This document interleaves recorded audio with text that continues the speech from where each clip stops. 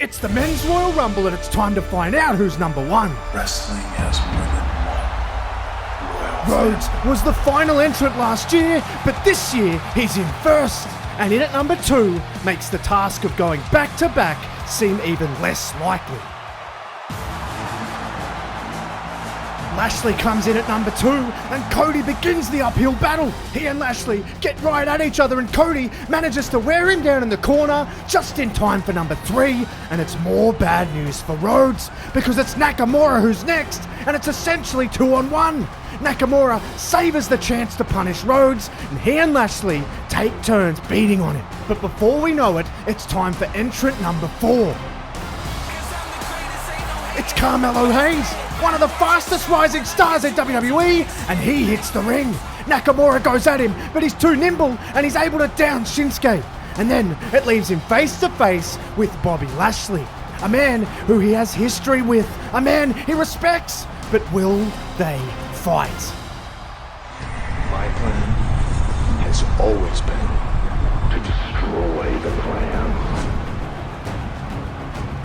Cross is in at number 5, but the lights are still out. And when they come back on, everyone is down except for Lashley, who is now face to face with Karrion. And then we see on the stage, AOP has decimated the Street Profits, dragging their bodies off to the side. It's complete carnage, both there and in the ring, because Cross hammers away on Lashley over towards the ropes, and he's able to eliminate him. Of all the people, it's the Almighty who is the first to go. Hayes then jumps on Cross, and Rhodes is still having to deal with Nakamura. And then it's time for number 6, and it's none other than Tony Khan's favourite wrestler, it's Jinder Mahal. And the ring is already filling up, the star power is already stacking up, and it's every man for themselves, and the crowd is loving it. But number 7 makes them even more excited. Cody is in trouble with Nakamura, but Jay makes the save and he manages to get Nakamura over near the ropes for a super kick, and he goes flying over. Nakamura is gone. He then goes at Cross and he manages to throw him over onto the apron, but he hangs on. But what he doesn't realise is that Lashley is still there at ringside, and he grabs his feet and he pulls him off the apron. And they pick up right where they left off. They brawl off up the ramp. Cross is gone. But then from behind it's Jinder Mahal. He launches Jay over the top rope. He's going to eliminate him. But Cody makes the save with a crossroads. He then picks up Mahal and launches him out. Cody hinders Jinder. But when one goes out, it's time for another one to come in when we see number 8.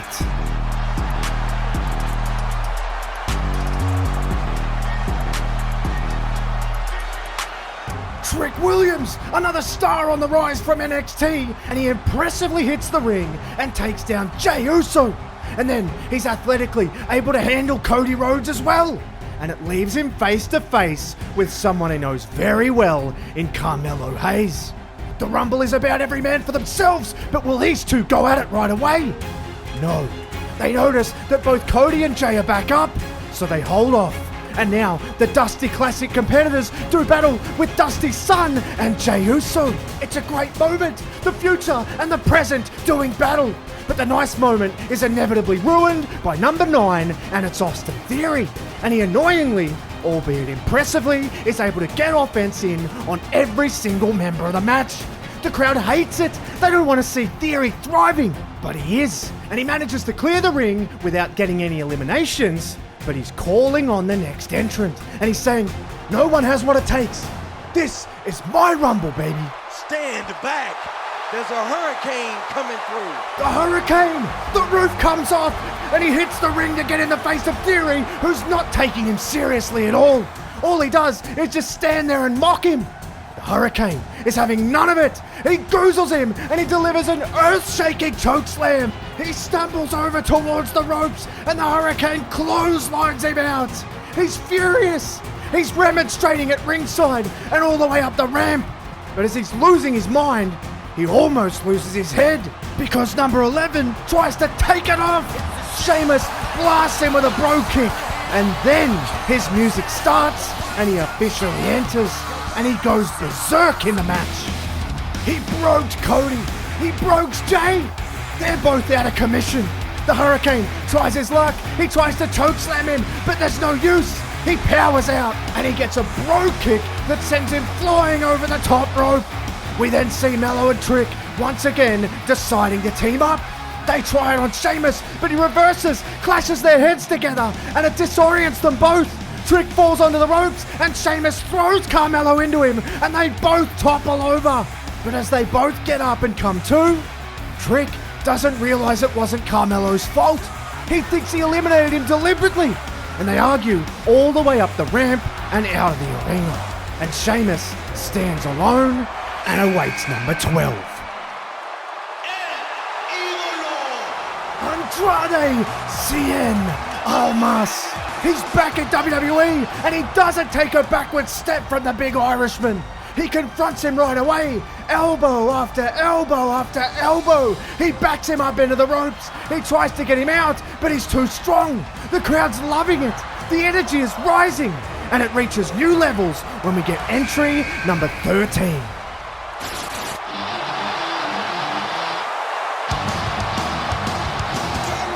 Unlucky for some, but not for Punk. He's in at number 13, and he's on fire early. He goes at Jay.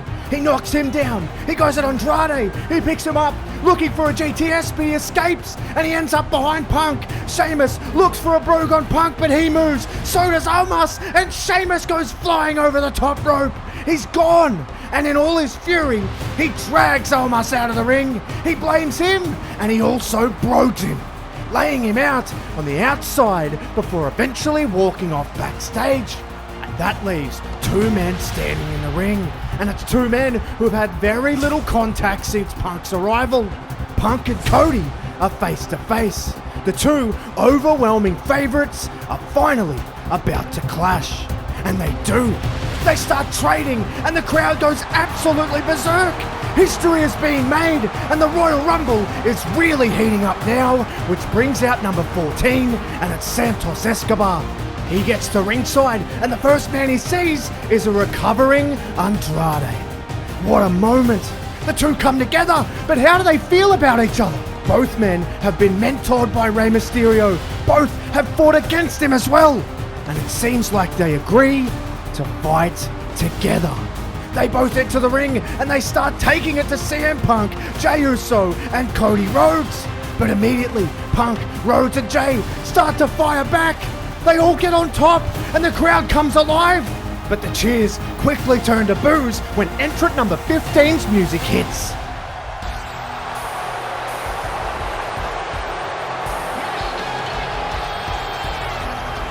Dominic Mysterio is in and you can't even hear his music for the boos. But oddly, the boos turn to cheers now because sprinting past him is R-Truth. He slides in the ring, he grabs CM Punk. He throws him out of the ring, but through the middle rope. What the hell is he doing? He runs off and he dives over the top rope. But Punk steps to the side and Truth crashes and burns. And Punk actually helps him up and says, "Truth, what the hell are you doing?" And Truth says, "Me and Dom are entering as a team. Royal Rumble, baby." And Punk says, "Truth, that's not how it works. Also, you just dove over the top rope. You'd be out anyway." And Truth takes a moment and says, "My bad, man. I'm sorry. Are you out too then?" And Punk says, "No, I went through the middle rope.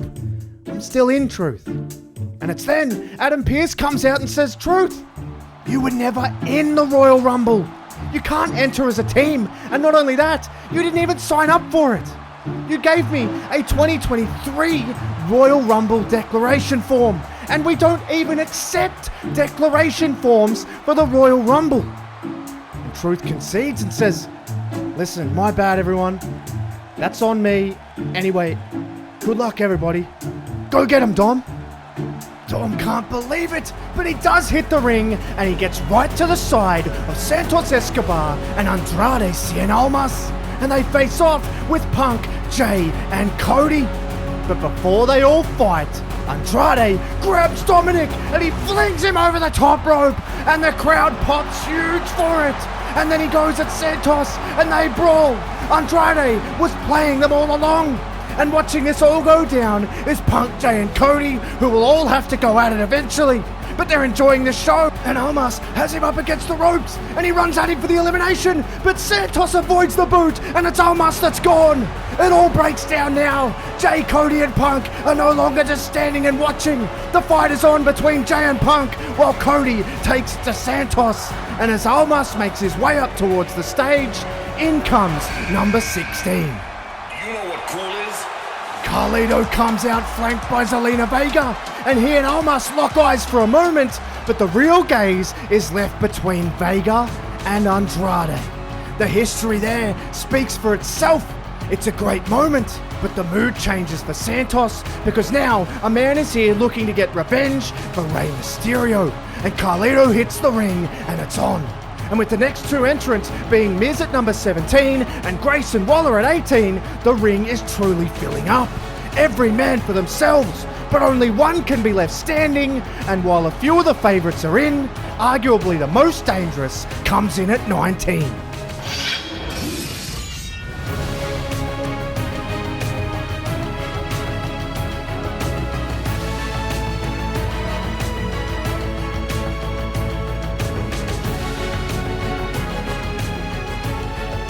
Drew is on fire!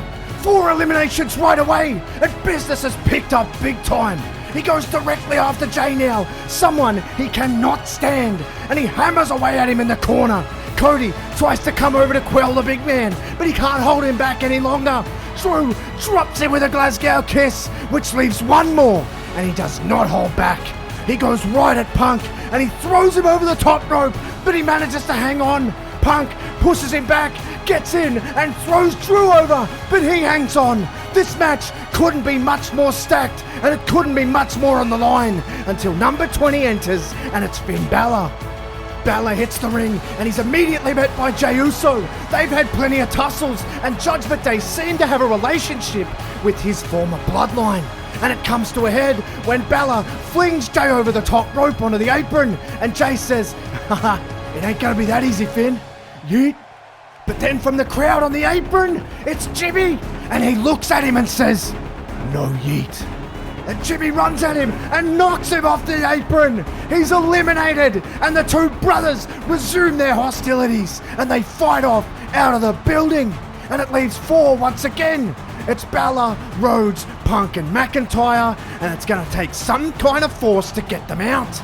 And one arrives. It's Ivar at 21, and he hits the ring with ferocity, and he hits massive splashes on every single man in the match. He could be the real dark horse to win it all. But while Ivar stands tall, the crowd stands up with the extremely familiar music that hits for entrant number 22. It's Rob Van Dam. The whole f***ing show is in the building, and he goes right at Ivar. He's landing kick after kick on him, and he gets the big man down. And then he has historic and dream altercations with the rest of the field, like Cody Rhodes, Drew McIntyre, and even CM Punk. The crowd absolutely loves it. But Balor tries to ruin the party. He grabs RVD, but he evades, and he nails him with a monster kick. He's down, and RVD goes up, and he nails Balor with the 5-star frog splash. But then, swooping in from out of nowhere and claymoring RVD is Drew McIntyre. He picks up RVD and throws him over the top rope. It is in fact him that ruins the party. He then picks up the hurt Finn Balor and throws him out too. McIntyre is dominating this match. He's cleaning house, and as quick as RVD came in, he's out. But we have to move on, and it's time for number 23, and it's another brute force, and it's Bronson Reed. And Reed hits the match like an absolute wrecking ball as well.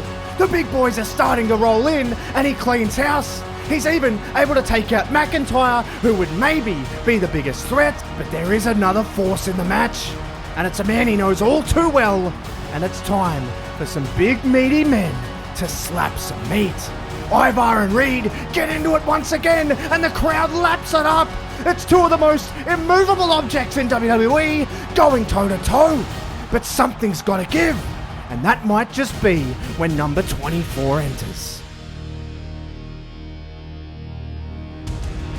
The biggest man in WWE has returned, and the Homo sapiens rise. Omos hits the ring, and it's on right away between the three big men, and he's incredibly able to pick up Ivar and slam him down. And he even has one for Big Bronson Reed as well. He smashes him into the mat, but Omos isn't done. He stacks them both in the corner. He screams into the air, and then the crowd start to sense something. Omos, some way, somehow manages to lift them both just enough to send them over the top rope. He doesn't get much height, but he doesn't need to. He's just single-handedly eliminated two of the biggest threats we had, while showing himself to be the latest. The crowd chants of holy shit say all you need to know. But as Omos turns around, he sees three men still in the match who know they need him out. Punk runs at him and he clips him with a knee. It catches him flush and Omos is rocked. Cody then tries to take his chance and nails him with a crossroads, and it leaves Drew lining him up. Omos stumbles over near the ropes and he gets the Claymore, but he doesn't quite go over. But it's Punk that is able to finish the job. It took three men, but Omos is gone. And it's those three men that are left standing until we get the 25th man to enter, and it's Kofi Kingston. He comes out full of energy, but immediately gets blindsided by Ludwig Kaiser. He's not even in the match, and it's a calculated hit because we see footage from backstage of Xavier Woods down. But in the arena, the beating goes on, all the way up until the next entrant, which of course, very conveniently, is the Ring General. And he picks up the limp, destroyed body of Kofi and takes him towards the ring over his shoulder. He rolls him in, gets in the ring himself, and he's just simply gonna throw him out. Cody cuts him off. It's not quite the athletically miracle save Kofi's used to, but it's a save nonetheless. Gunther throws him to the side and it's on. It's Gunther and Cody, the final two from last year, going toe-to-toe once again. Meanwhile, CM Punk helps up his friend in Kofi, only to be blasted with a Claymore himself. And Kofi is still weak. And ruthlessly, Drew grabs him and just tosses him out. And Drew says, "No stupid stunts this time. This is reality." Drew then grabs Punk, who has been rocked. He throws him over the top rope, but he barely hangs on, and he manages to stay alive. It's incredibly tense. Punk is barely in it. Drew is working him over, and it's time for the infamous number 27.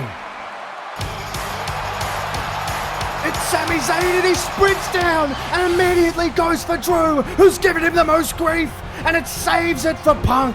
He's fresh, and Drew has been through a lot already, and he's backed up into the corner because Sami is on fire, and Punk joins him in that fight against Drew, all while Cody is in the fight of his life against Gunther to even stay in the match. And we're right at the pointy end of the Rumble now, and it ramps up even more with number 28, and it's NXT's own, the undeniable Braun Breaker.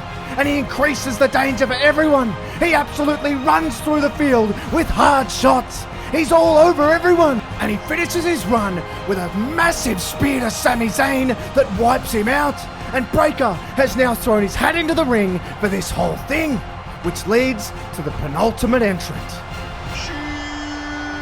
Chad Gable, the ultimate underdog. He dives headfirst into the ocean with some of the most vicious and deadly sharks in WWE. He'd be the most unlikely winner, but Chad Gable has made a career of defying the odds, and he has eyes for the Intercontinental Champion Gunther. But with the ring full, there's only one more man to enter. But who will be the coveted number 30? Lesnar is back, and he launches into the match. He absolutely obliterates everyone in sight. He F5's Punk right away. He isn't messing around. He's got an F5 for Sami Zayn, and in all the chaos, he comes face to face with someone who could well be a future Brock Lesnar in Braun Breaker. And he tries to F5 him, but Breaker gets out, and he nails Lesnar with a spear, and it brings the house down. What a moment! But then from the side, a desperate Rhodes manages to toss Breaker out. That's a huge elimination. Breaker's time will come, but it's not tonight. Cody then picks up the down Lesnar and tosses him over the top rope, but Lesnar still hangs in the balance. He's still in, but before Cody can try and eliminate him, Cody gets wiped out by Gunther, and Lesnar gets back in the ring, and we have a serious moment between he and the Intercontinental Champion, which explodes into a brawl. Live rounds being thrown everywhere. The dream altercation, the dream match that everybody wants. They're throwing hands, but Lesnar gets caught on the jaw. It rocks him, stumbles him towards the ropes, and Gunther lariats him over the top for perhaps the biggest elimination of the match. Lesnar isn't even that upset because he knows it ain't over between them. He will get his revenge. But speaking of revenge,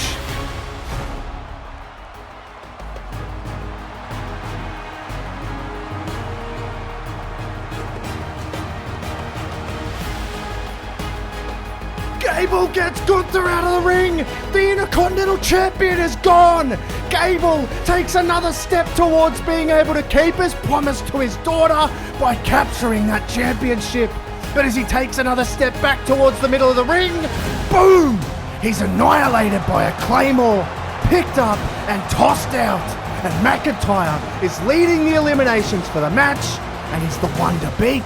But Punk knows that. He's back. He picks up McIntyre and lands the GTS. It completely rocks him. But McIntyre is desperately trying to get back to his feet. And Punk, even though he said he wanted to throw him out last, doesn't get the chance because Zayn flies past him, drives the boot into McIntyre with a haluva kick that sends him over the top. He gets his revenge. It's highly tense. It's highly emotional. And we are down to 3. Something's got to give. Someone has to finish their story, and Rhodes desperately needs it to be him. He hits a Cody cutter on Punk, he's down, and now he's face to face with Zayn, a man heavily tied to his story. You can feel the emotion, both men desperate to get another crack at Reigns, and they acknowledge each other and agree to fight. And they trade. It's every man for themselves, but Zayn gets on top. He's fresher. Cody has been in since number 1, and Zayn gets him into the corner, and he's going to deliver the haluva kick that surely sees Cody out of the running. But as he takes off, Punk comes out of nowhere, picks him up, lands the GTS. It's unbelievable. Punk manages to throw Sami Zayn out, and just as he is, Cody is still in the corner, and he's coming too. Sikoa, just like WrestleMania Hollywood, shows up at the crucial time, but Punk didn't even see it.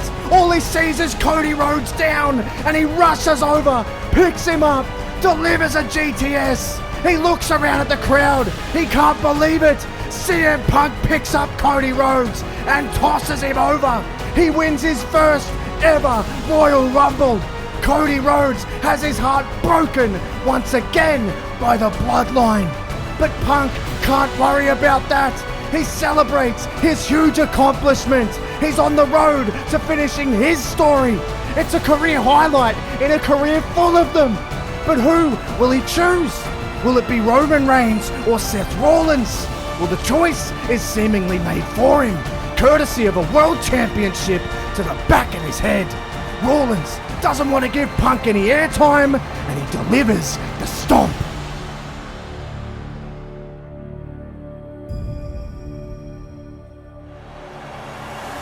Reigns has done it. He's beat LA Knight, AJ Styles, and Randy Orton. It's more bloodline shenanigans, and despite the efforts of Cody to stop Solo and Jay to stop Jimmy, he still pulled it out. Roman still reigns. Cody will have to go the hard way to finish his story, but the story takes a turn.